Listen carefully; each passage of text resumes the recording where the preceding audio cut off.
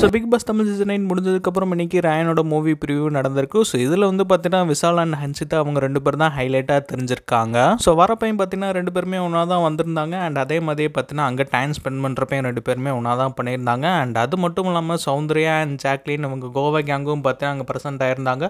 So யார் யார் வரலன்னு பார்த்தீங்கன்னா அர்ணா வராத மாதிரி தெரியுது, ஆர்ஜே ஆனந்தி வந்திருந்தாங்க, பவித்ரா வந்திருந்தாங்க, அண்ட் தர்ஷிகா வராத மாதிரி தெரியுது.